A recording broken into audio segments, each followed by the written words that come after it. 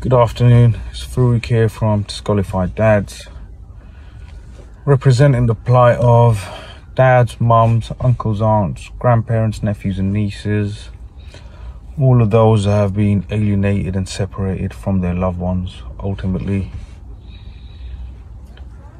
And yeah, basically it is Saturday 21st of January. It's been a hard, difficult, busy week. I've not had enough time on the camera. I'm working behind the scenes, trying to make some moves ultimately. But I can't forget the main purpose, my main focus, my main goal. It's my dedication to my kids, my two little girls, my little boy. I miss them, I love them, I'm here for them. This is for you, I love you. And over this past week, I've had a bit of time to reflect, and I remembered the last conversation I had with two of my daughters. My youngest one, my little man, I haven't seen him since March the 16th. And my two little girls, I remember the last conversation I had with them was on March the 19th, 2022, I believe. I believe it was the 19th.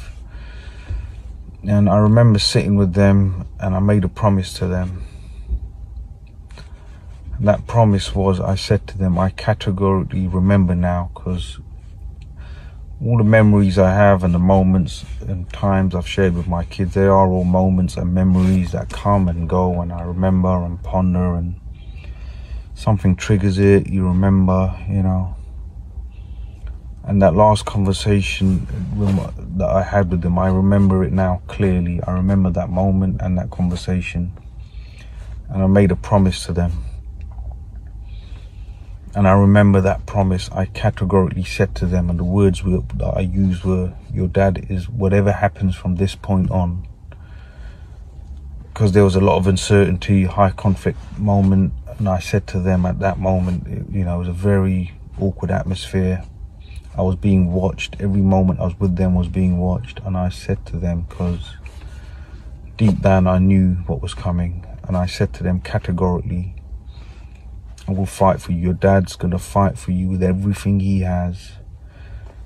And as long as I remember making that promise. I said, I promise you I will fight to keep you and see you. Or I will fight as long and as hard as I can. And I remember making that promise.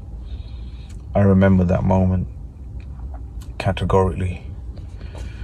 And if there's one thing, if I've done in my life, if there's one thing that I achieve in my life, and if there's one thing, one cause that I will try and remain true to, with all the mistakes, all the regrets, all the things that I've wanted to do and not done and achieved. And when you accumulate, if I accumulate and think about all of this, when I accumulate all this in my mind, the understanding that this is one thing that I'm not gonna back off from. This is one promise I will try and keep. When I say try, I don't mean try. I mean, I will keep. This is one promise I will keep. I will continue.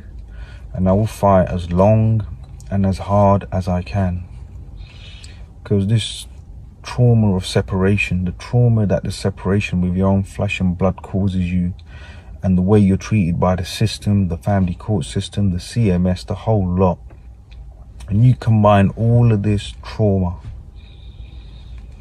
and because of this trauma and separation, when you lose your flesh and blood, they're a part of you. When you lose something so big that is a part of you, that trauma, I'll tell you what it can do, and I'll tell you what that trauma's done for me.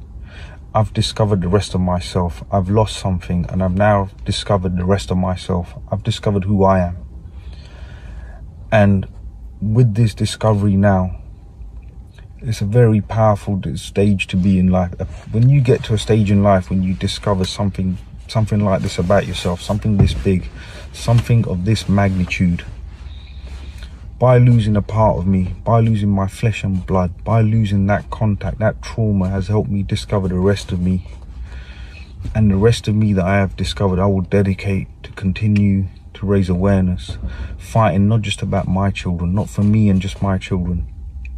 What I've seen and what's been uncovered now, I will continue for my children, for your children, for all the alienated children out there, for all the fathers that have suffered, for the fathers that have been denied contact, for the few mothers that, I say few, for the mothers that have been denied contact, for the whole family units that have been denied contact, and that pain and suffering and trauma.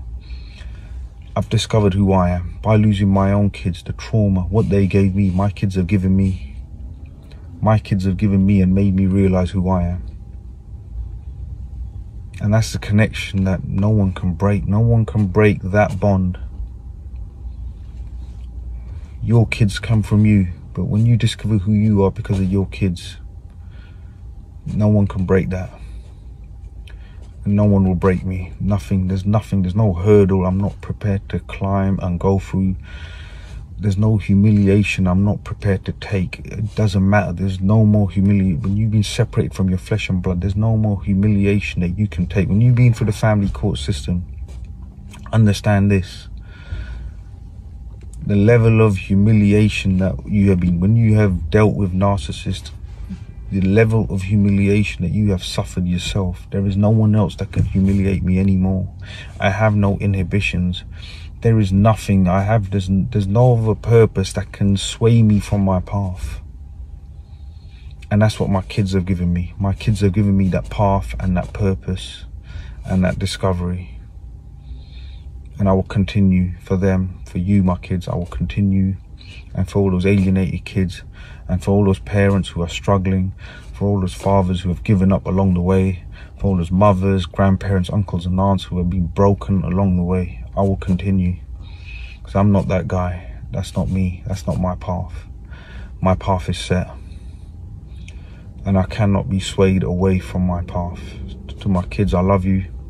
I miss you. I made a promise. And I plan to keep it with all my heart, my soul, my spirit, every ounce of strength and energy I have. I plan to keep that promise, kids. I love you. And I will keep going, and God willing, we will reunite soon.